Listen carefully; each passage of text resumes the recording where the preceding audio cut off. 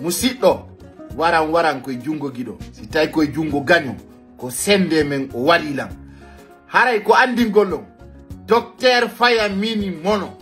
no duwano ƴettude yewtere ko yette ko conférence de presse hande le 20 février 2025 ɓawto noon ko lagine fof andi naɓa artira docteur Fayamini Mono selon ko wi kon sabuna a wiyata hulɗo yo dogo docteur Fayamini Mono holli wo himo menasa o heɓi appel ji partout woɓe inni ɓe nangay mo ɓe buyinamo ay ɗon andi depuis Abdoul Sako waynodira buyno wattani yila andi mi yewtuno nde hitande 2025 mo wattana liya yiyay ko Allah marani ɗum kon onon lanɗo arɗo wo on kolay mo ticket bonɗo mi haalirani on kono yiɗirɗon non laamu kono woɓɓe kadi yiɗiri yo général Mamadi Doumbouya laamu awa Fayamini Mono wande kadi o wolata wo mbi hunduko makko ko hande mo duwano wargol conférence de presse ɓe habbimo ha ɓe ronki o yarta to wosimo yaha to yo Allah sekutum wosimo yaha ɗo yo Allah wekkintinmo e leydi wosimo yaha ɗon Allah taw wolu to ha o maayi wo o memata fi conférence de presse tant que général Mamadi Doumbouya no laami wo sabuna ko hayni ɗo kon kanko hakkirimi haala ko menen arti ka CNRD min andinayi on ko fuɗata si setta min haalani on lagine goto remata maaro wa'a foñe hande kadi kala mo wawata wowlude ko ɓuttinta leydi ndin kon kala mo wawata contribude ka développement leydi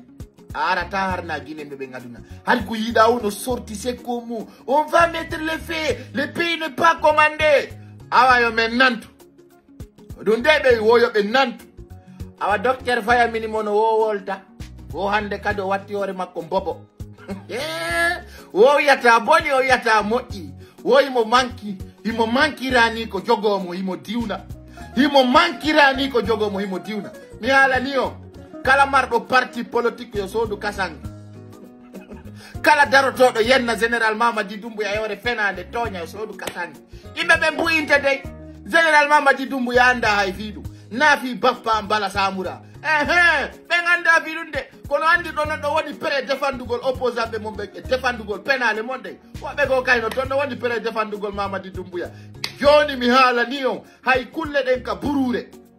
waw kunkuma o ñamay kuma so sikki on jotto ɗo waɗɗon ko waɗɗon kon 2021 2022 2023 2024 yahon ɗo inno meɗen olori France min olori CEDEAO min olori Nations Unies ara ko poste ji wonɗo daɓɓude son heɓani daroɗo wonon contre lamɗon e yennugol aybina ɗum lanni e nde hitande 2025 ɗo kala mo contribuata pour la paix yoɓe trakumo lan toro général Bala Samura kala membinowo guerre e piiro e yeddodira e waɗugo leƴƴi leydi lagine ndi yoɓe trakumo wettinamo ha yona par ce que yimɓe ɓe yiɗa jam ma ɗum ko enen inni falaka Alpha Condé ka général Mamadi Doumbouya opposé ha tawti en e o nanga Alpha Condé oɗo hay o joɗaki taw joɗo ɗon pompo yimɓe ɓe fof par ce que yimɓe ɓe no janto on komin nani opposé je ko kayno yawo c'est très important yo guineɓe ɓe mobilise o fewno ɗo wo fi dégage ugol sentuɓe ɓen kalamu yo artu lagino o wola ɗum